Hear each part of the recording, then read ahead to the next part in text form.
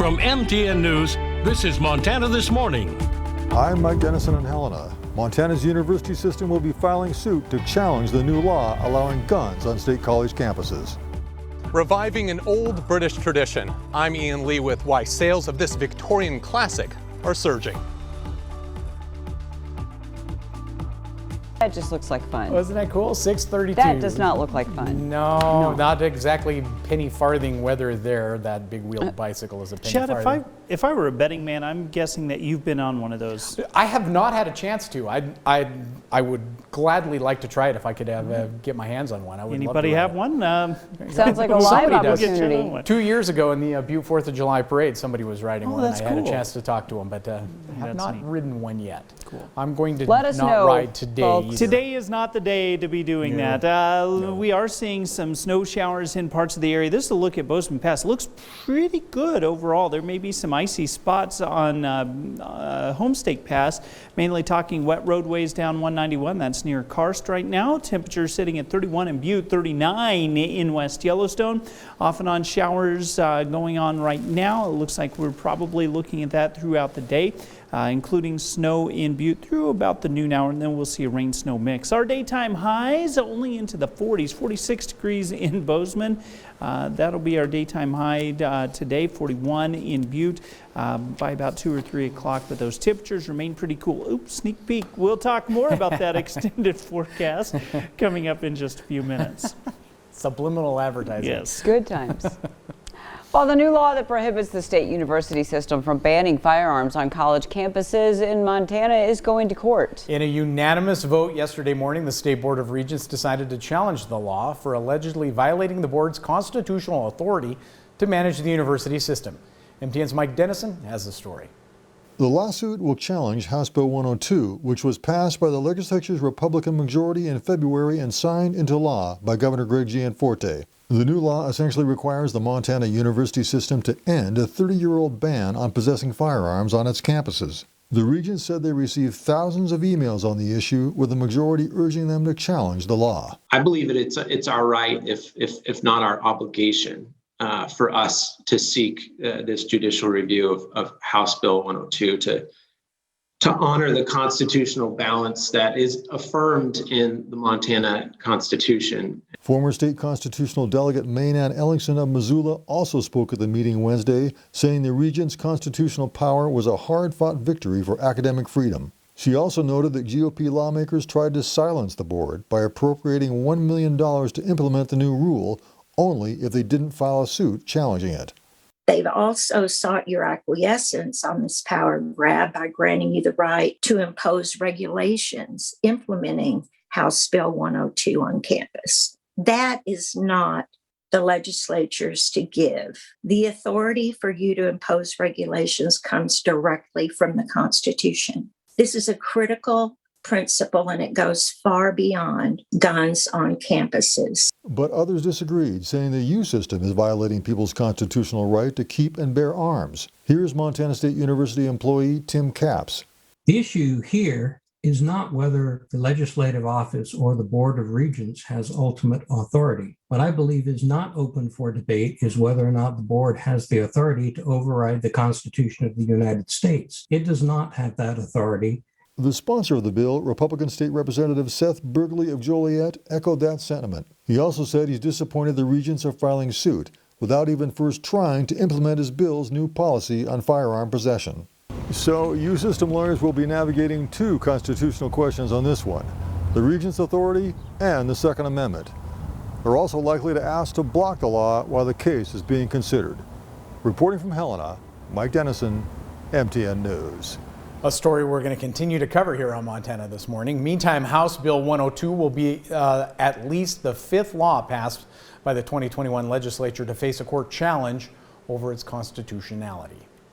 In a major city, you probably don't experience the trouble of having to think about how many times you flush your toilet or remove waste from your septic tank. But for millions of people in rural America, it's a struggle. But Dan Grossman shows us why they see a solution on the horizon.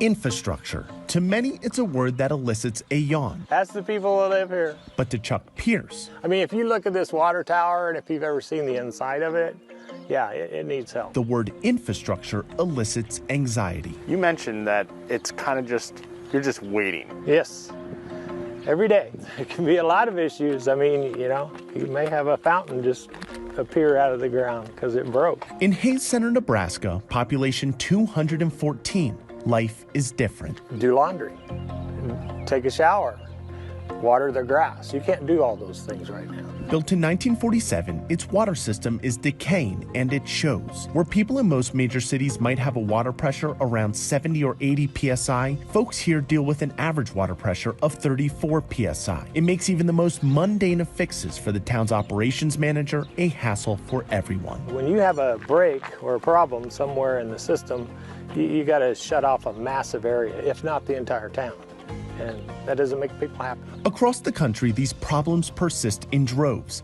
In unincorporated communities, people rely on septic tanks instead of septic systems, which are prone to backups. In some places, water sanitation is so bad, folks have to boil their water before drinking the tap. A week ago, I went to a home where the woman couldn't use her shower because the water would back up. The water's backing up because the sewage is backing up into her home. Catherine Coleman Flowers is the founder of the Center for Rural Enterprise and Environmental Justice, and she sees these problems almost daily. I think it hasn't been addressed largely because it's in rural communities and most people don't have to deal with it. I think if it was in the urban centers and they had sewage coming back into their homes, we would have known about it a long time ago. To address the issue, the Biden administration has proposed dedicating $111 billion to water infrastructure as part of the president's $2 trillion infrastructure plan. The money will go toward eliminating all remaining lead pipes and service lines, building water systems in rural America, giving grants to towns and cities, and plugging oil and gas wells that contaminate water. This used to be a well house.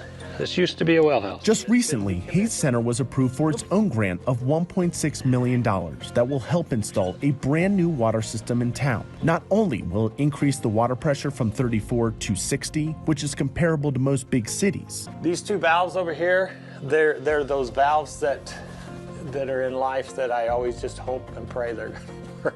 It'll help Chuck rest easy. After 16 years on the job, he's willfully delaying his retirement just to see it installed. I'm going to see it through. That's what's going to happen here, you know what I'm saying? I can see the smile on your face. This brings you extreme joy. It does. Extreme joy. It really does. The fixes will allow those here to flush their toilet and do laundry at the same time. It'll also clean up the water, which has higher than normal levels of chloroform, all things Chuck has had to deal with. When you envision what your retirement's going to be like, what retirement life's going to be like, what do you picture? Not worrying every day that something's going to break. I mean, seriously. And who said money can't buy happiness? Kind of phenomenal, but I'm used to it, and most of these people are too. I'm Dan Grossman. 6:39 now, shifting gears, almost literally. A 19th century bicycle famous for its giant front wheel, actually making a comeback. The penny farthing was invented by the French but made popular by the Brits. CBS's Ian Lee took the iconic bike for a spin around London. Bit more speed, straight line. Whoever said it's as easy as riding a bike never rode a penny farthing. Be careful, you're riding about 7 foot up in the air. Neil Lawton runs the Penny Farthing Club in London. They're so unusual. These bikes had their day, their fame was in the 1870s to 1890s. There's a reason the term breakneck speed comes from these bikes. Back then, before gears, the bigger the tire, the faster and further you'd go.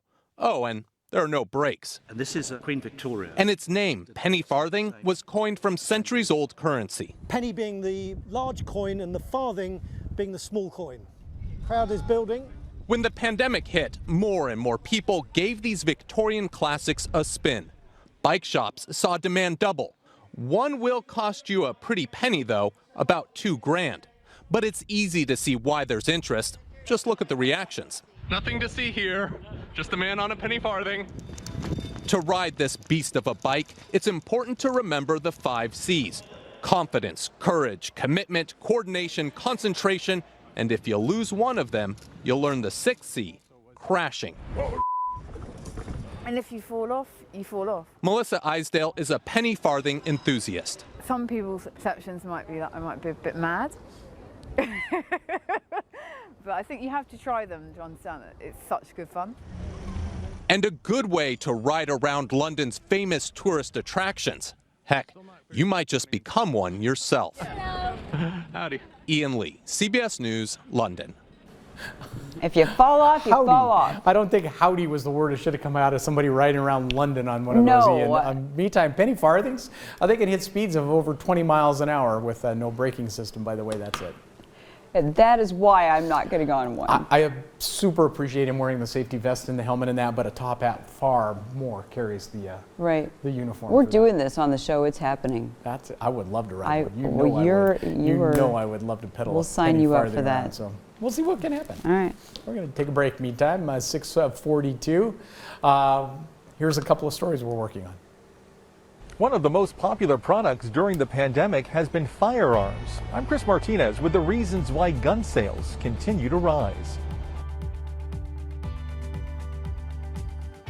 Good morning to you. Ahead on CBS This Morning, 2 former Colorado police officers are charged for the violent arrest of a 73-year-old woman with dementia. Only on CBS This Morning, hear her daughter explain why these charges are not enough. Plus, Ford's effort to make its best-selling F-150 pickup all-electric and the challenge to convince customers. And in our Spring into Summer series, how beach towns, they're bouncing back from the pandemic. We'll see you 7 o'clock, top of the hour.